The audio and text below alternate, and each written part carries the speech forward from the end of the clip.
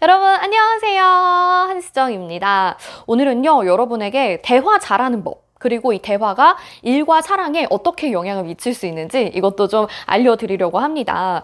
저 같은 경우에는 이제 방송을 하는 사람이다 보니까 시청자분들에게 정보 전달을 위해서라도, 또 인터뷰 하시는 분의 내용을 이끌어내기 위해서라도 굉장히 많은 질문을 하고 많은 대화를 하게 되는 경우들이 있는 것 같아요.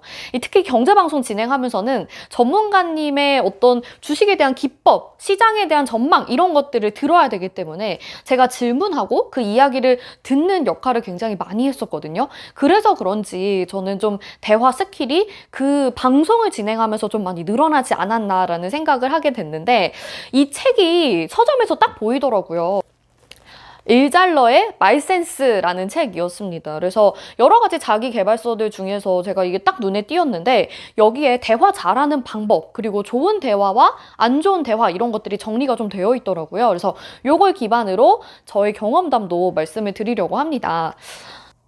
저도 처음부터 뭐 대화를 엄청 잘 끌어냈던 건 아니었던 것 같긴 한데, 이제 경제방송 하면서 피디님이 제가 잠깐 이제 전문가님 말씀하실 때 멍 때리고 이러고 있으면 귀에 인이어에 대고 그렇게 구박을 하셨어요. 야, 한수정, 너 지금 질문 안 하고 뭐 해? 야, 여기서 이거 질문해야지. 너 이거 안 궁금하냐? 막 이렇게 질문을 하셨거든요.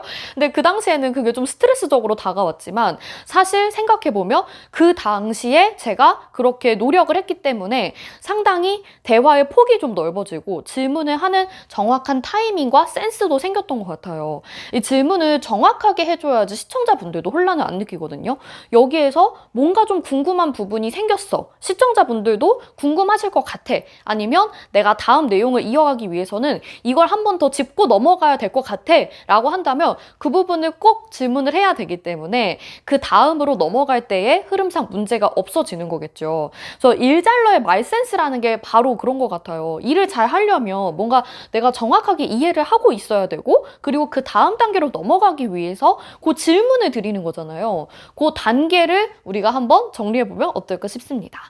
그리고 또 이 책이 좀 정감이 가는 게, 제가 또 일잘러 중에 한 명 아니겠습니까? 아닌가요?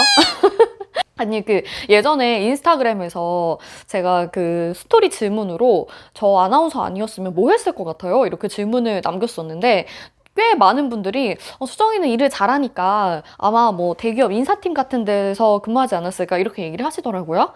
네, 믿거나 말거나. 아무튼. 근데 정말 사회생활 하면서 대화라는 게 너무나도 중요하기 때문에 어떤 사람들은 이 언변만으로도 상대방의 마음을 사로잡고 또 커리어로도 승승장구하는 경우가 있고요. 반면에 다 일은 잘하는데도 대화가 잘 안 돼서 힘들어하시는 분들도 많으실 것 같아요. 그래서 이 책에 따르면 일을 잘하려면 일단 대화를 잘해야 된다. 그리고 대화를 잘하려면 듣기를 잘해야 된다. 이렇게 얘기를 하고 있어요. 되게 당연한 건데 우리가 생각보다 다른 사람 말을 잘 안 듣긴 하는 것 같거든요. 그래서 이 듣기의 좋은 단계, 대화의 좋은 단계를 3가지로 만들어 놨습니다. 이렇게 피라미드 구조로 나와 있는데요. 1단계에서 자신이 기분 좋게 듣기, 2단계에서 상대방이 기분 좋게 말하기, 3단계에서 필요한 정보 얻기, 이렇게 3가지 피라미드 구조로 되어 있어요.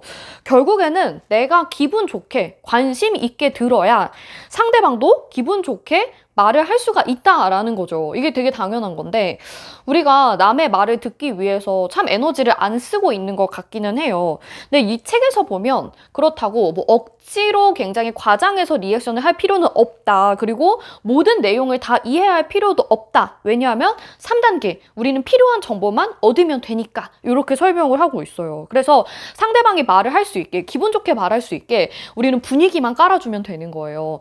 방송 중에는 뭐 네, 그렇습니다. 뭐 이렇게 하기도 하지만 사실 그렇게까지 평상시 일상생활에서는 할 필요 없겠죠. 그래서 기분 좋게 듣는 정도, 눈빛만 하면서 끄덕여 주기만 해도 상대방은 기분 좋게 말을 할 수 있다라는 거죠.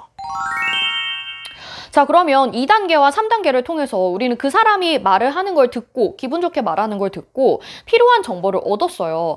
매력적인 질문이라는 건 크게 어렵지 않게 이 3단계 얻은 정보에서 이어나갈 수가 있는데요. 매력적인 질문이라고 하는 건 이 상대방이 준 정보를 바탕으로 해서 거기에서 좀 더 세부적으로 디테일하게 들어가거나, 아니면 내가 기존에 알았던 것과 차이가 있는 부분을 질문을 하면 된다라는 거예요. 얼마 전에 예전에 제가 그 나는 솔로라는 프로그램을 봤는데 이번 기수의 경수가 영자랑 데이트를 하는 장면이 있었어요. 근데 거기에서 대화를 서로 주고받는데 뭔가 대화가 뚝뚝 끊기는 느낌이 드는 거예요.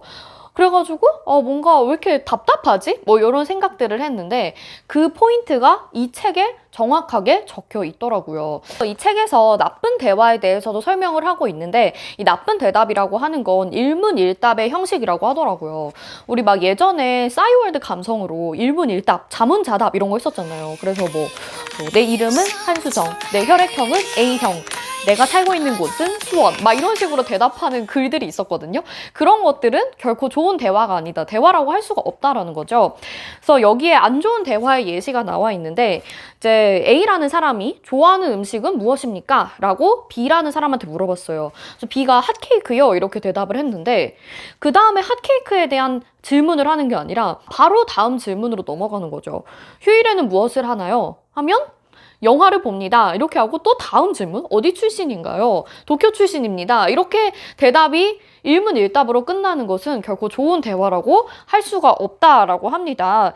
그래서 왜 이렇게 경수가 뭔가 말을 잘 못하는 것 같지? 라고 생각했는데 이런 일문일답 형식으로 질문을 하더라고요. 그래서 보는 사람도 조금 답답했던 것 같긴 한데 영자도 그걸 느꼈는지 이 데이트 이후에 경수가 아닌 상처를 택하게 되거든요.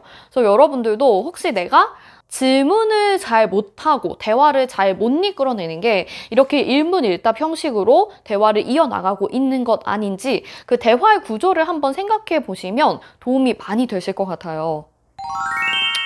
자, 그렇다면 반대로 좋은 대화라는 건 대화가 꾸준히 이어지고 질문에 대한 답을 했을 때 그 답에서 세부적으로 들어가거나 차이가 있는 부분을 질문을 하는 거라고 했잖아요. 좋은 대화에게는 처음에 어떤 음식을 좋아하나요? 라고 물어봤을 때 상대방이 핫케이크요 이렇게 대답을 했을 때 그럼 핫케이크는 얼마나 자주 드시나요?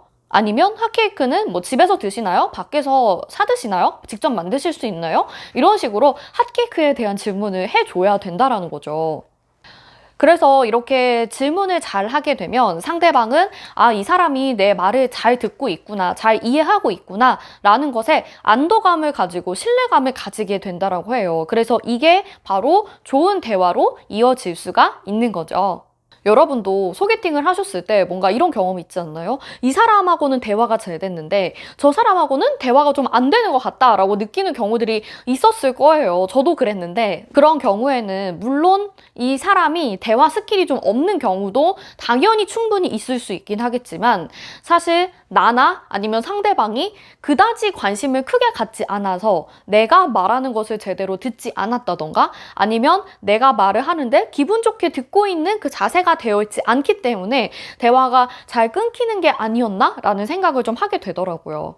그리고 이 책에서 얘기해줘서 굉장히 좋은 점이 내가 편한 사람하고는 대화가 잘 되지만 또 불편한 사람하고 얘기를 해야 되는 상황에서는 좀 어려울 수 있잖아요. 불편한 사람하고는 저도 대화하기 좀 힘들긴 하거든요. 근데 그럴 때 이렇게 공식을 알려주니까 저 사람이 이렇게 얘기하면 나는 요꼬리 질문으로 이렇게 세부적인 내용을 물어보거나 아니면 조금은 나와 알고 있었던 차이점을 질문을 하면 되는구나 라는 거를 머릿속으로 인지해서 대답을 할 수 있기 때문에 사회생활 할 때에도 편한 꿀팁이 아닌가 라는 생각이 듭니다. 자, 오늘은 이렇게 대화하는 스킬에 대해서 책을 발판 삼아서 저희 경험담과 함께 여러분들에게 꿀팁을 좀 전해드렸어요. 어떠셨나요? 앞으로도 여러분들이 아나운서에게 배워보고 싶은 아니면 궁금한 꿀팁이나 뭔가 사소한 정보들이 있다면 댓글로 남겨주시면 잘 참고해 보도록 하겠습니다. 자, 오늘은 여기서 마칠게요. 안녕!